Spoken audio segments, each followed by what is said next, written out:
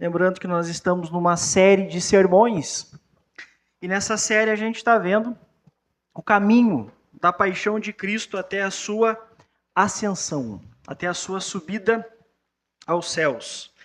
Até aqui a gente já viu a crucificação de Jesus, sua morte e a sua ressurreição, e após a sua ressurreição, Jesus ainda ficou um período de 40 dias entre nós, e fez várias coisas nesses 40 dias, dentre eles, ter um encontro com Maria Madalena e o encontro com o Pedro. Semana passada a gente viu o encontro de Jesus com a Maria Madalena, e hoje a gente vai ver aquele encontro restaurador e emocionante de Jesus com Pedro. E aí na semana que vem a gente finaliza essa nossa série com a ascensão de Jesus. Obviamente nesse período Jesus fez várias outras coisas que no momento futuro a gente volta e vê mais alguns desses eventos que aconteceram nesses 40 dias. Para hoje, abra a tua Bíblia no Evangelho de João, capítulo 21. Fique de pé para que possamos fazer a leitura. João, capítulo 21. E a gente vai ler dos versículos 15 até o 19. Evangelho de João, capítulo 15. Capítulo 21, do versículo 15 até o 19. Diz assim a palavra do Senhor, ouçamos com fé. Depois de comerem, Jesus perguntou a Simão Pedro: Simão, filho de João, você me ama mais do que estes? Disse ele: Sim, Senhor, tu sabes que te amo. Disse Jesus: Cuide dos meus cordeiros. Novamente Jesus disse: Simão, filho de João, você me ama? Ele respondeu: Sim, Senhor, tu sabes que te amo. Disse Jesus: Pastorei as minhas ovelhas. Pela terceira vez ele lhe disse: Simão, filho de João, você me ama? Pedro ficou magoado por Jesus ter lhe perguntado pela terceira vez: Você me ama? E ele disse: Senhor, tu sabes todas as coisas, e sabes que te amo. Disse-lhe Jesus: Cuide das minhas ovelhas. Digo-lhe a verdade. Quando você era mais jovem, vestia-se e ia para onde queria. Mas quando for velho, estenderá as mãos e outra pessoa o vestirá e o levará para onde você não deseja ir. Jesus disse isso para indicar o tipo de morte com a qual Pedro iria glorificar a Deus. Então lhe disse: Siga-me. Vamos ao Senhor em oração, depois permaneça com a tua Bíblia aberta. Senhor, obrigado pelo teu amor, pela tua bondade, pelas tuas infinitas misericórdias que se renovam a cada manhã. Abra, Senhor, a nossa mente, o nosso coração e fala-nos, Deus, que possamos sair daqui mais convictos do teu amor, da tua graça e mais dependentes de ti. Perdoa-nos, Senhor, porque tantas vezes temos falhado e insistido no erro. Ajuda-nos, Senhor, que tudo seja para a tua glória, em nome de Jesus. Amém? Amém. Amém. Podem se sentar.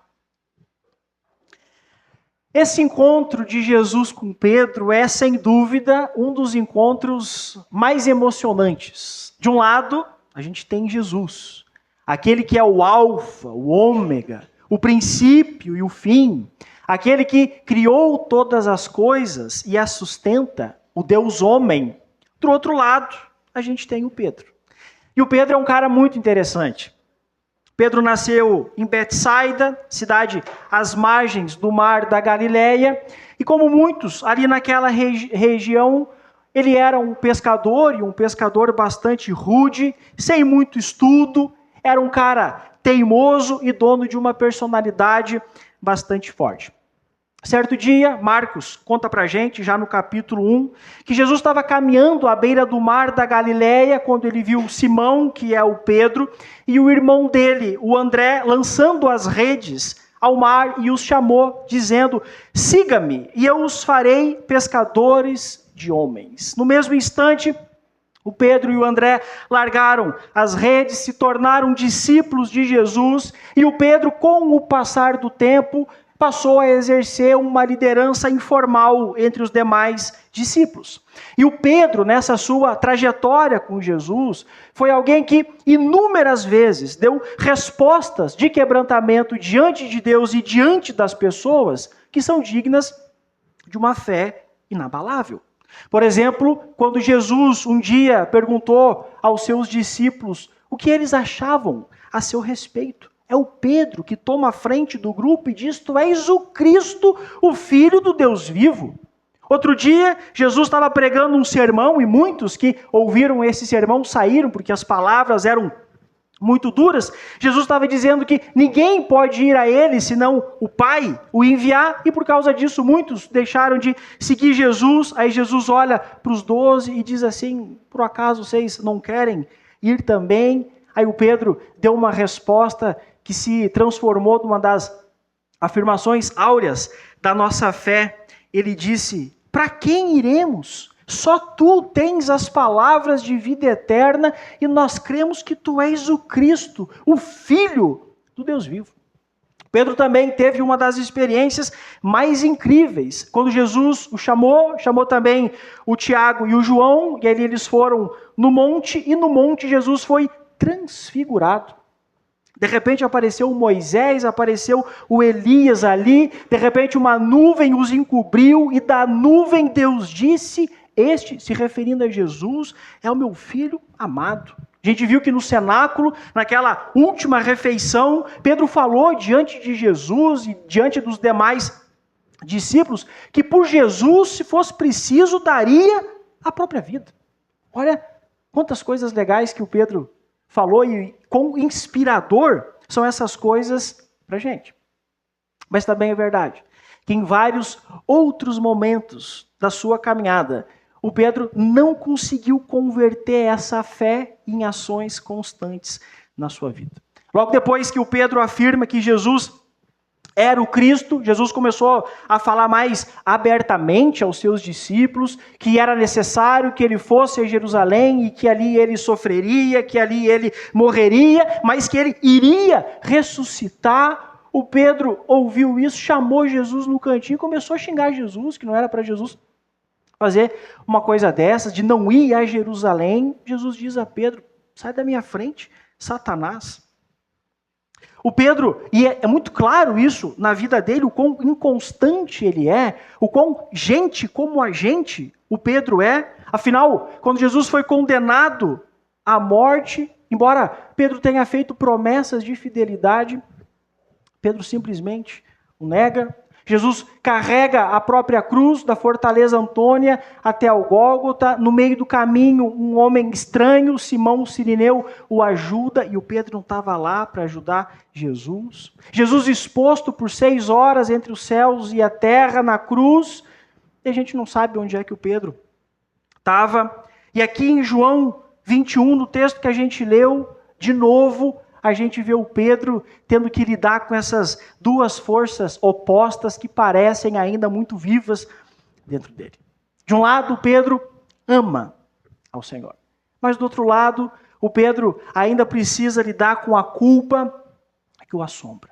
Do outro lado, Pedro ainda precisa lidar com a culpa que tira o sono. A culpa de ter negado Jesus 3 vezes diante das pessoas que o acusaram de ser um dos discípulos de Jesus. E agora o Pedro teme que esse fracasso, que o seu fracasso na fé tenha rompido de vez o seu relacionamento com Jesus. E é muito dramático tudo que Pedro está vivendo, porque aqui em João 21 ele já tinha visto Jesus ressuscitado 2 vezes. Mas isso não foi suficiente para limpar o coração do Pedro. Ele já tinha visto Jesus ressurreto 2 vezes diante dos próprios olhos, mas isso ainda não foi suficiente para responder aquelas perguntas que parece que ainda o corrói por dentro.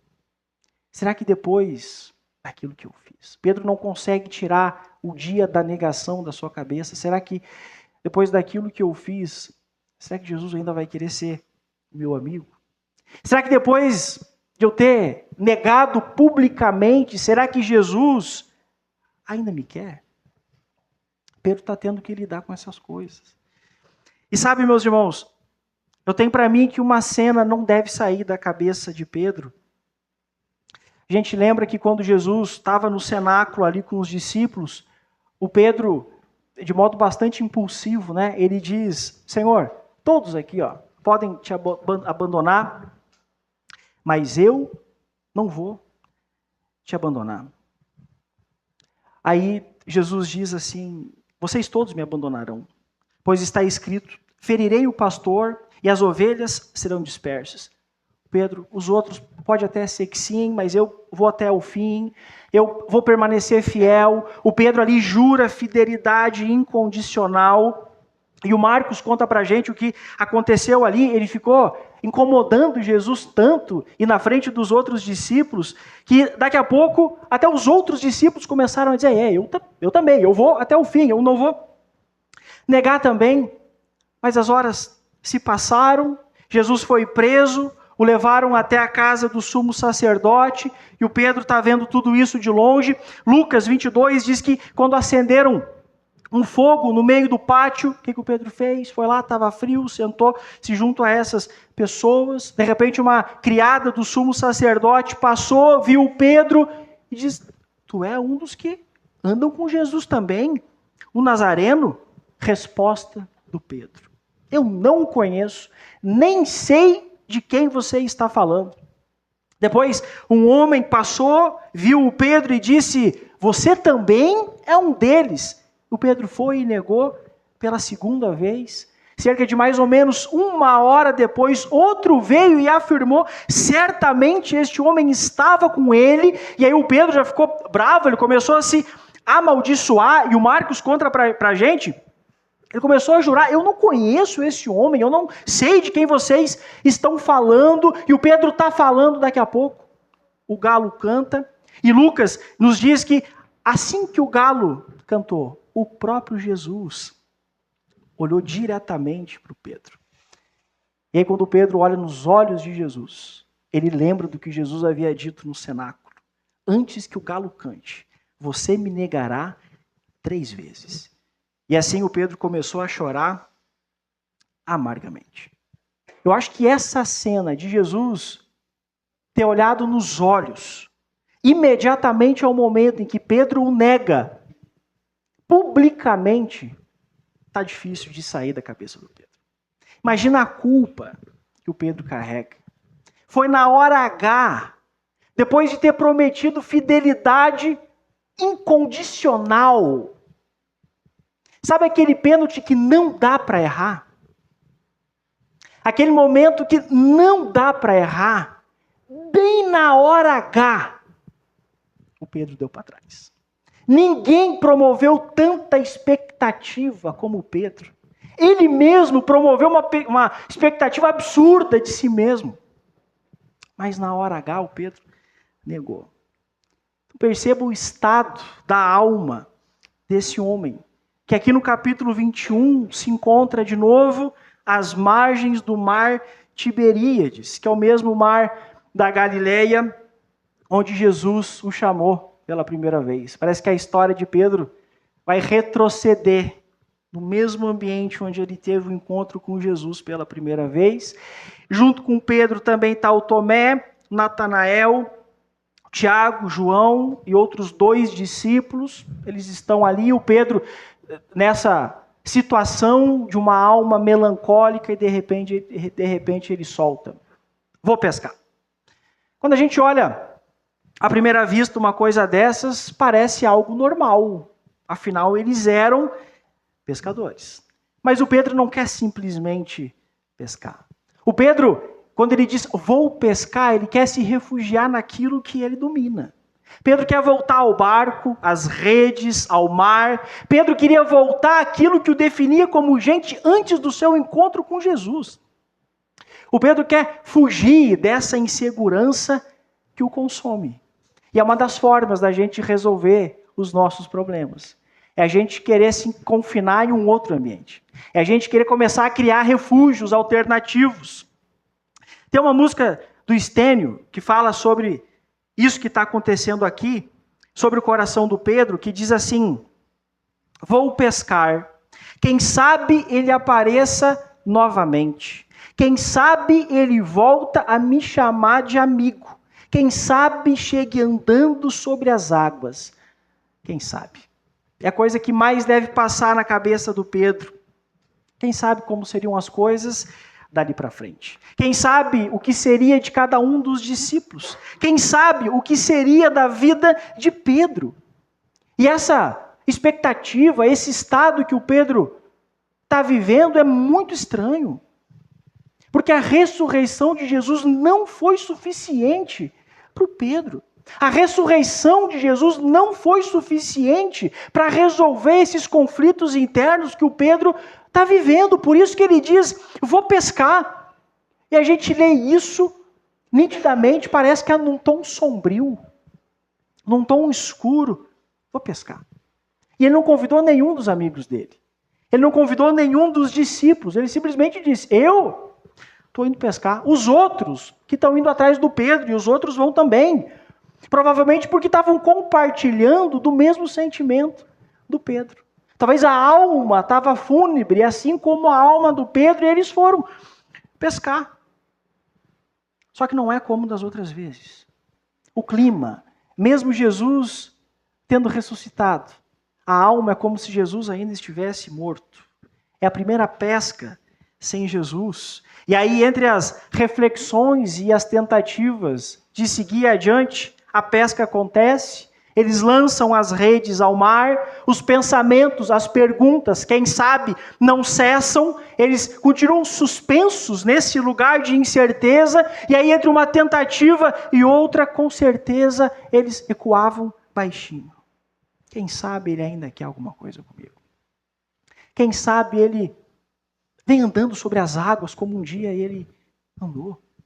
Quem sabe ele volta a ter momentos de intimidade com a gente? Quem sabe? Depois de tudo que eu fiz. Eles pescam, mas não pescaram nada. A pescaria foi um fiasco, a madrugada toda foi infrutífera. Com certeza eles estavam ali de corpo, mas a mente deles estava tentando entender tudo o que eles viveram, não só nos últimos momentos, assim, mas nos últimos, principalmente 3 anos e meio, em que eles andaram com Jesus. Aí o versículo 4 diz que eles ainda estão ali tentando pescar, já é de manhã bem cedo, a gente está falando de pescadores profissionais. Aí bem cedo, o versículo 4 diz que Jesus aparece para eles pela 3ª vez, e os discípulos estão lá com aquela alma fúnebre e simplesmente não o reconheceram. Olharam para Jesus, acharam que era só um desconhecido, às margens da praia, estão ali ocupados com os seus pensamentos sobre o que seria da vida dali para frente. Aí de longe, Jesus gritou para eles, filhos, vocês têm alguma coisa para comer? E Jesus está perguntando para pescadores profissionais, que possuem ego, que não querem dizer para ninguém que passaram horas e horas pescando e não pegaram nada. E agora, além de terem que lidar com o fracasso de uma pesca miserável, precisam lidar com a vergonha de falar para esse homem à margem das águas que eles não têm um peixezinho para comer. Aí, frustrados, eles respondem, não temos. A conversa prossegue, Jesus grita de novo, joga a rede do lado direito, aí vocês vão conseguir. Não é possível que eles estão tão destreinados assim. São pescadores profissionais, estão a madrugada inteira pescando, não é possível que eles não pensaram que não estava dando certo de um lado e poderiam jogar a rede do outro lado, mas Jesus disse, do outro lado pesca, joga que vai dar certo. E eles obedeceram essa voz, jogaram a rede do outro lado e começaram a pescar muitos peixes. Um dos evangelhos diz para a gente que eles pegaram 153 peixes no total. Aí o João faz algo que eu, se eu estivesse no barco, faria. Tentaria associar o milagre dos peixes com um cara que gritou, joga do outro lado. Aí o João está tentando associar o milagre dos peixes com um homem desconhecido que gritou. Nisso ele olha, é o Senhor. Os demais olham também para aquele homem à beira da praia, confirmam que realmente é o Senhor Jesus, o homem à beira das águas, e aí eles vão enlouquecidamente até Jesus à beira da praia. Isso aqui para mim é muito chocante. Porque todos eles fugiram. Todos na hora do pega para capar, abandonaram Jesus. Momento de maior dor, momento de maior luta, momento de maior angústia, eles abandonaram e Jesus os aguarda ansioso. Jesus aguarda essa gente aqui com cuidado, com amor, é o escândalo da graça. Os fujões estão voltando e Jesus está ali esperando por eles. Parece que está acontecendo a mesma coisa que aconteceu naquela parábola que Jesus contou um dia. De um filho que pediu a herança antecipada, partiu para uma terra distante, olhou toda aquela herança com coisas que não presta, de repente ele cai em si, decide voltar, no caminho ele começa a ensaiar um discurso, no caminho ele começa a organizar as palavras do que ele falaria diante do Pai, e aí ele prepara uma confissão, dizendo: Pai, pequei contra o céu e contra ti, não sou mais digno de ser chamado teu filho, trata-me como um dos teus servos. Mas antes dele chegar, ainda de longe, o pai o vê. E o pai não apenas o vê, mas o pai faz algo que é escandaloso. Senhoras de idade não corriam nessa época, ainda mais usando túnica, e teriam que colocar a túnica mais para cima e mostrar as canelas para as outras pessoas. Mas o pai se expõe a essa humilhação pública e vai ao encontro. O filho é dele, então ele faz com o filho dele o que ele quer, e o pai vai ao encontro do filho, o abraça, o beija, o filho está com o discurso na ponta da língua e começa a dizer: Pai, pequei contra o céu, pequei contra ti, não sou mais digno de ser chamado de teu filho. Mas o filho nunca conseguiu terminar a frase. O pai nunca ouviu da boca do filho: me trata como um dos teus servos. Porque o pai envolveu aquele filho, o abraçou, o amou. A mesma coisa acontece aqui nessa parábola. Os fujões estão voltando e Jesus não os recebe com reprovação, mas com graça. Aí quando eles chegam à beira da praia, o que eles encontram ali? Uma fogueira acesa, peixe sobre as brasas e pão fresco. Então houve um convite, que quando vem de Jesus é um convite irrecusável. Venham comer. Não é apenas um convite para um café da manhã de um dia que está começando, mas Jesus está os chamando à comunhão, um chamado para que eles possam viver aquilo que até então eles não tinham vivido, um chamado para eles serem o que até então eles não tinham conseguido ser. E a gente vê de novo Jesus, depois daquela refeição pascal, Jesus está ali servindo os discípulos de novo.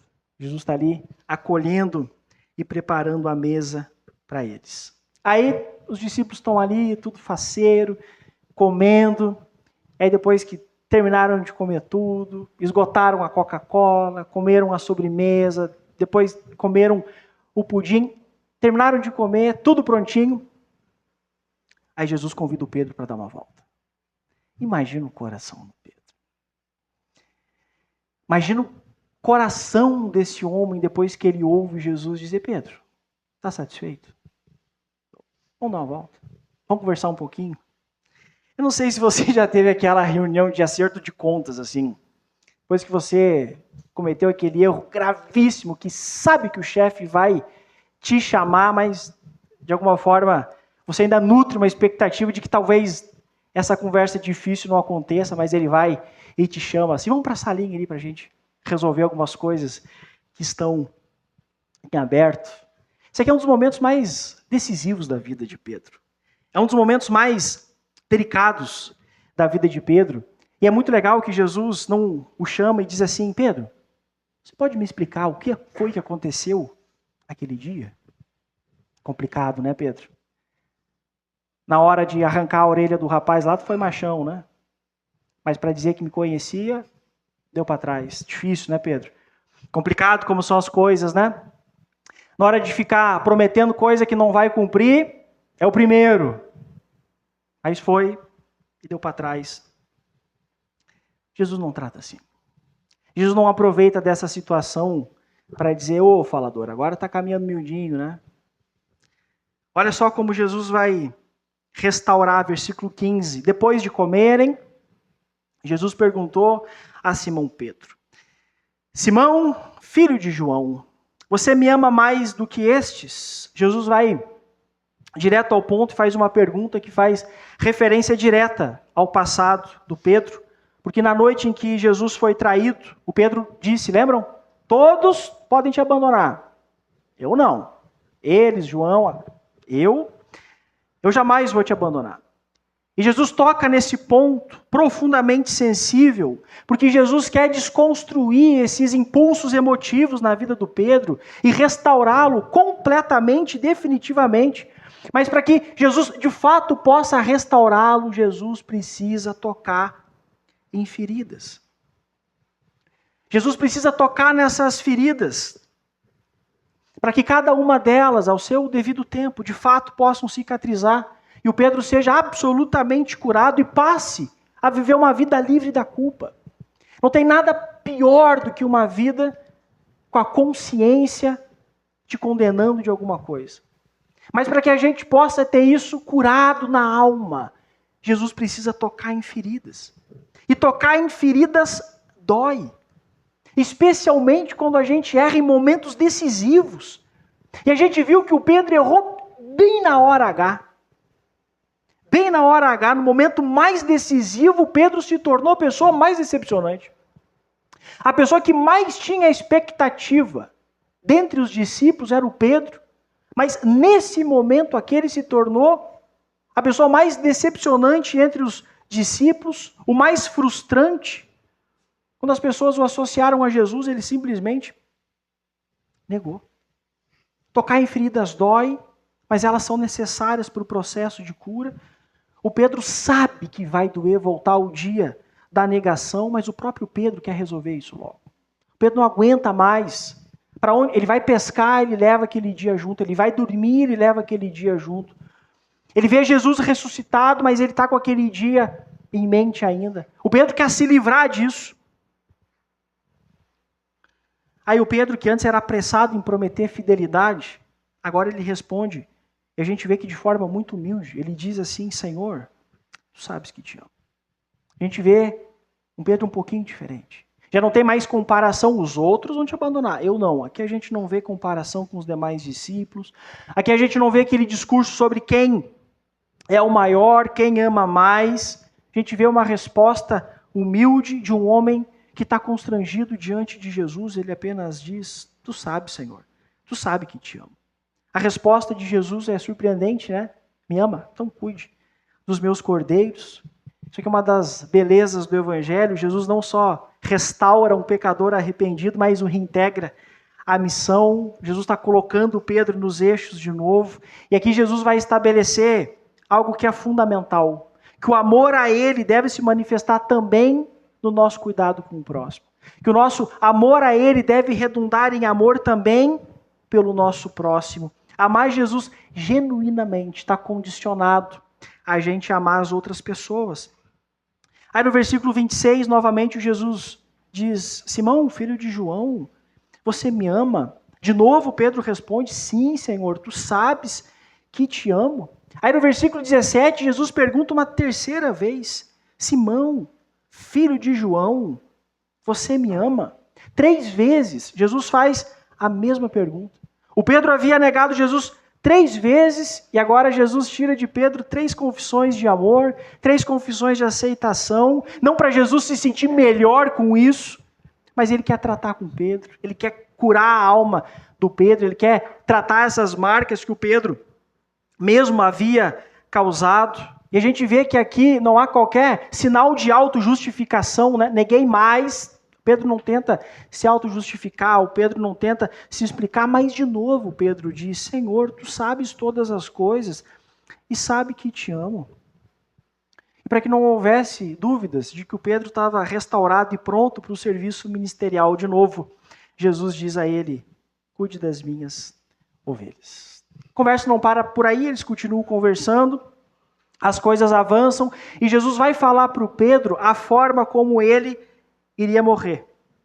Jesus estava indicando um novo estilo de vida de Pedro a partir desse momento aqui. Não mais com promessas movidas ao impulso, não mais coisas somente da boca para fora, mas de alguém transformado, de alguém renovado por Deus, de modo que aquilo que ele havia prometido da boca para fora, lembram? Por ti eu morreria se assim fosse necessário. Pedro vai morrer pela causa do Evangelho. Versículo 18 diz assim: quando você era jovem, vestia-se e ia para onde queria. Mas quando for velho, estenderá as mãos e outra pessoa o vestirá e o levará para onde você não deseja ir. Aí no versículo 19 tem a explicação. Diz assim: Jesus disse isso para indicar o tipo de morte com a qual Pedro iria glorificar a Deus. E então lhe disse: siga-me. Quando João escreveu isso daqui, o Pedro já havia morrido.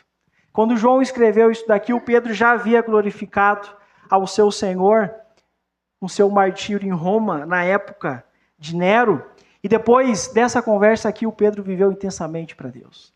Pedro serviu ao Senhor por pelo menos 3 décadas com essas palavras na cabeça, e a gente vê como é lindo ser perdoado pelo Senhor. Como é lindo ser restaurado por Deus.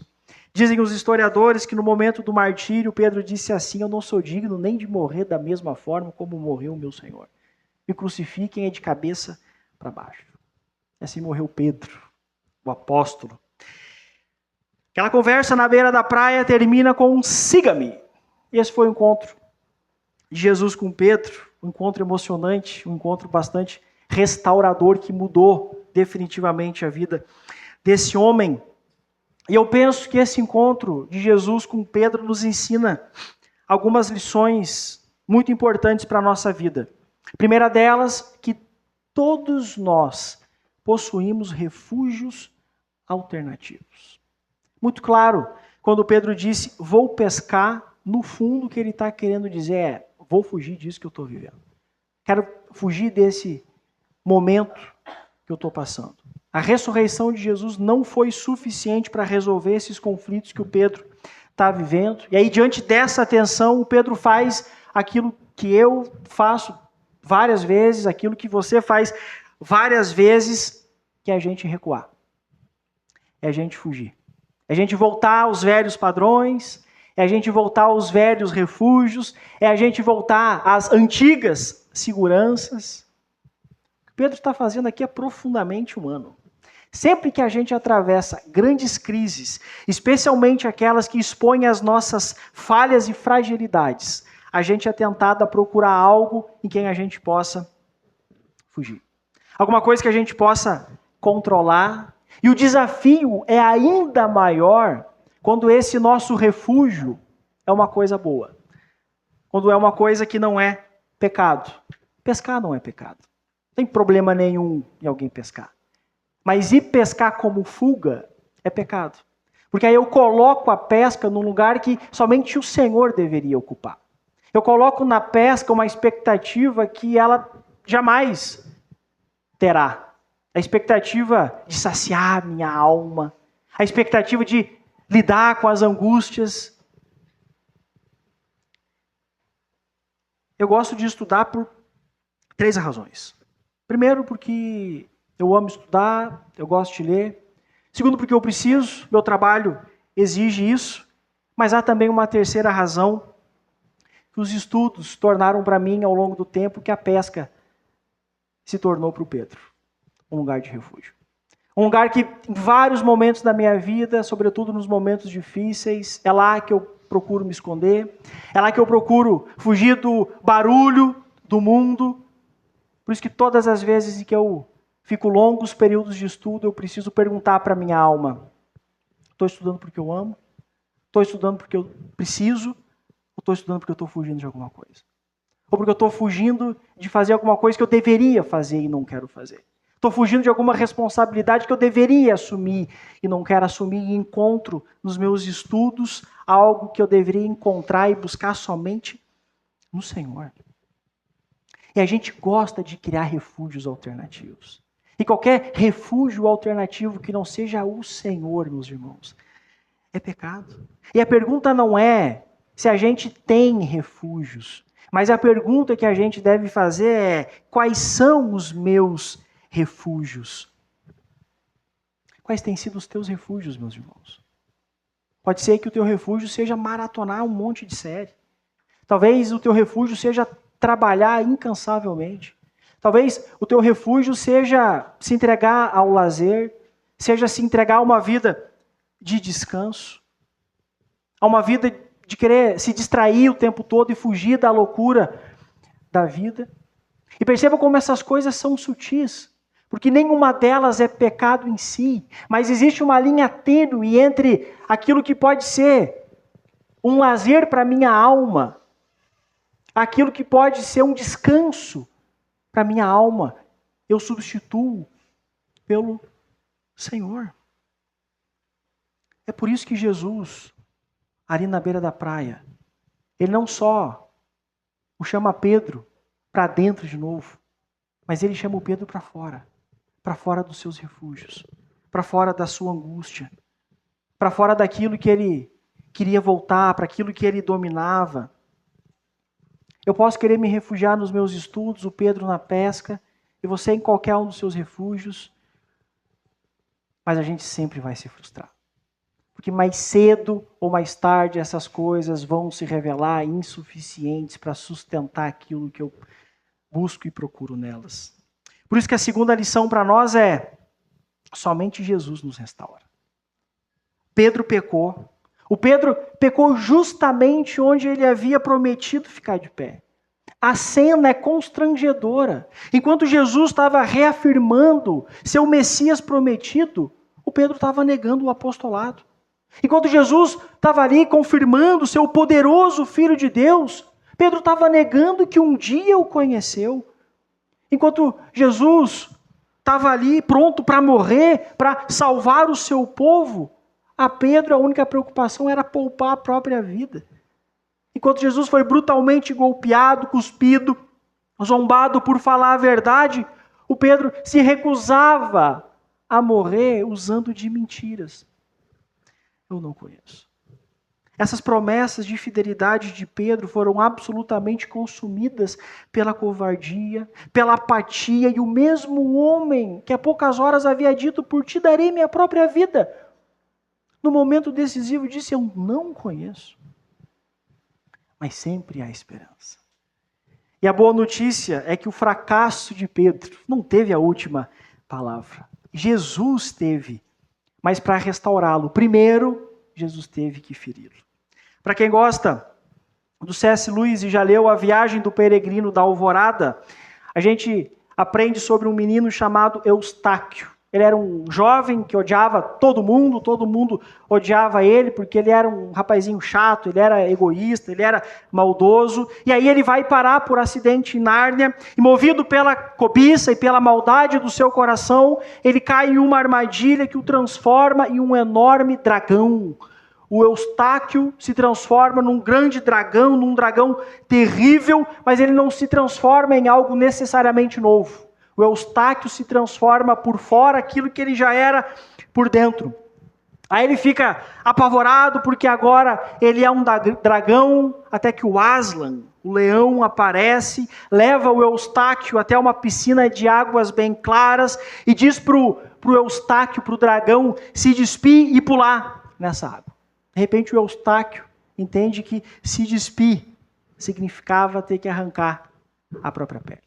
Ele começa a morder a própria pele, ele começa a arrancar com as garras as camadas de pele. Aí quando ele finalmente consegue remover a pele de dragão, ele descobre que há uma outra camada de pele de dragão por debaixo. Aí ele se desespera ainda mais, porque agora ele pensa que vai ficar eternamente preso naquela ilha, que ele vai ficar eternamente sendo um dragão, até que o Aslan diz para ele: a gente precisa ir mais fundo para resolver esse problema.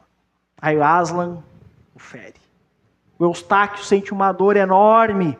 O Eustáquio chega a pensar que as garras de Aslan haviam atingido o seu coração. Mas porque somente esse ferimento profundo poderia causar a cura, a transformação, poderia libertá-lo de fato. Somente aquele rasgo de Aslan poderia arrancar a velha natureza de Eustáquio. E a gente vê no que o C.S. Lewis está dizendo, que ser restaurado pelo Senhor dói, meus irmãos. Sofrer as garras do leão machuca, dói. Talvez no início a gente fique com medo, como o Eustáquio mesmo disse, tive medo de suas garras, mas eu estava à beira do desespero mesmo. Quando ele foi segurado pelo Aslan e jogado na piscina, ele disse que ardeu mais do que tudo, mas que doeu também só por um instante. Então, quando ele percebeu, ele havia voltado a ser um menino. Meu irmão, você que um dia prometeu fidelidade ao Senhor, mas não foi fiel. Prometeu que nunca mais voltaria a determinado pecado, mas voltou. Prometeu que manteria sempre vivo o seu amor por Deus, pelo próximo, mas esse amor com o tempo esfriou. Prometeu perseverança na comunhão, perseverança na oração, que nunca mais deixaria de ficar um dia sem fazer o devocional. Mas isso agora é uma realidade tão distante, porque foi soterrado pela culpa, pelo medo, pelo cansaço, pela vergonha. Talvez você esteja assim como o Eustáquio, como aquele dragão tentando arrancar a pele pelas próprias forças, tentando arrancar camada por camada, mas quando uma vez arrancada, descobre que uma outra por debaixo. Talvez você já tenha dito, agora vai, agora eu mudo. Mas quando você pensa que chegou lá, quando conseguiu, é uma outra camada. É uma outra queda, um outro padrão, é uma outra fraqueza. Mesma coisa que o Pedro. Como o Pedro, depois de tudo que ele viveu, depois de tudo que o Pedro prometeu, depois de tudo que o Pedro falhou, é natural que surja na nossa cabeça aquelas perguntas. Será que depois de eu ter errado de novo, de eu ter caído de novo, será que ele ainda quer alguma coisa comigo? Será que depois de eu ter prometido juras de amor de novo, não ter conseguido cumprir, será que ele ainda me ama? Meus irmãos, o Evangelho é sobre pão sobre as brasas. E o pão sobre as brasas naquela manhã continua sendo servido. O mesmo Cristo que um dia restaurou Pedro ainda convida pecadores cansados a se assentarem à mesa. Talvez depois da refeição Jesus te chame pelo canto para resolver algumas coisas. Mas é porque elas precisam ser resolvidas. Elas precisam ser tratadas. Para que a tua alma se torne livre de tudo aquilo que tem prejudicado, de você ter um relacionamento mais profundo com o Senhor, mas é necessário. Assim como Eustáquio, a dor foi insuportável, mas foi só um pouquinho. Quando eu menos percebi, eu estava um menino. Ser curado pelo Senhor dói, mas é só um pouquinho. Quando a gente percebe que está restaurado de novo. Não busque refúgios alternativos, meus irmãos. Eles são sedutores porque eles não nos confrontam. Porque não dói. Porque a gente consegue colocar uma roupa e dizer que está fazendo algo que é bom, mas a gente está fugindo, a gente sabe que está fugindo. Mas é só no Senhor que a gente encontra refúgio, porque é só o Senhor que consegue restaurar a nossa vida e todas as marcas. Terceira lição e última, porque Jesus é o dono do rebanho. Porque nenhum refúgio alternativo consegue curar a nossa alma e somente Jesus, porque Jesus é o dono do rebanho. Olha que legal quando Pedro responde a Jesus, Senhor, tu sabes que te amo. Aí Jesus diz, cuide então das minhas ovelhas. Perceba isso, meus irmãos. Minhas ovelhas. Jesus não está apenas confiando uma tarefa ao Pedro de pastorear o povo do Senhor, mas revela para nós algo muito precioso, de que as ovelhas não são do Pedro, as ovelhas não são do João, as ovelhas não é do pastor A, do pastor B, mas as ovelhas são de Jesus.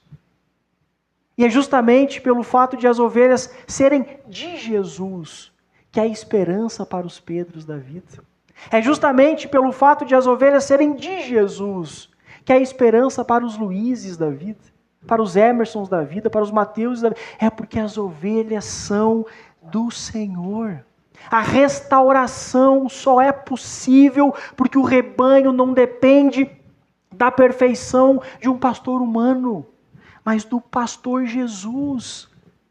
Lembram quando Jesus disse uma vez: eu sou o bom pastor, e o bom pastor dá vida pelas ovelhas, e esse bom pastor cumpriu. Na cruz ele entregou a própria vida para resgatar as suas ovelhas. E essas ovelhas que ele resgatou, que ela as chamou pelo nome, ele também as guarda nas mãos. Às vezes elas querem até fugir um pouquinho do aprisco. Mas Jesus é aquele que não perde nenhuma das suas ovelhas. A resgata de volta. E quando a gente entende, meus irmãos, que somos do Senhor, tudo muda na nossa vida. Quando a gente entende que a nossa identidade foi estabelecida no Senhor, de que nós não somos mais definidos pelos nossos tombos, que não somos mais definidos pelas nossas quedas, nem sustentados pela nossa força, mas nós somos guardados por aquele que nos conhece pelo nome e que não desiste de nós. A nossa vida muda. A nossa vida muda e nos orienta também. Porque se somos ovelhas do Senhor, nós também vivemos de acordo com a sua voz. Ele fala e as suas ovelhas conhecem a sua voz. Ele fala e as ovelhas ouvem o seu pastor. As ovelhas não traçam um caminho autônomo, um caminho independente. Eu faço o que eu quero, a vida é minha. Não. A gente ouve a voz do nosso pastor Jesus e a gente o segue. A nossa vida redunda em glórias a Ele.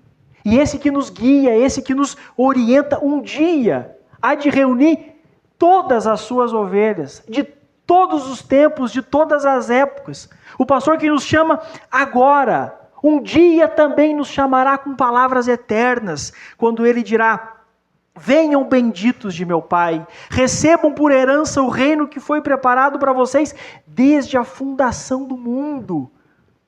Eu acho muito legal quando o unicórnio precioso das Crônicas de Nárnia, quando ele chega, ele diz assim: finalmente eu cheguei em casa. Este é o meu verdadeiro país. Esta é a terra que eu venho procurando por toda a minha vida. A Nova Jerusalém é a gente chegar em casa. É a gente dizer: sempre fui daqui. Sempre ansiei por esse lugar aqui. Eu sabia que eu sempre fui daqui. Que maravilha tudo isso, meus irmãos. Louvado seja o Senhor. Eu quero terminar com uma palavra para você que ainda não é crente. É muito significativo que Jesus tenha dito para o Pedro no final dessa conversa: siga-me. E a gente vê na história que esse convite não ficou confinado à beira da praia, mas ele atravessou séculos. Foi atravessando todas as dificuldades que a gente imagina e que a gente não imagina para o Evangelho chegar aqui.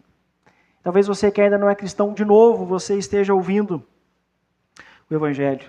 Talvez, muito provavelmente, sua vida esteja repleta de coisas ainda não resolvidas. Culpa que não some, perguntas que ninguém conseguiu responder, feridas que você aprendeu a esconder até de si mesmo, e aí você chega perto de Jesus, mas também não assume. Chega perto, mas também nem tão perto assim. Vai, mas não vai. Se aproxima, mas sempre está pronto para qualquer coisinha recuar, para qualquer coisinha retroceder. Eu acho muito legal que Jesus nunca chamou gente com vida resolvida. Ele só chamou Pedros. Só chamou gente esquisita. Gente estranha.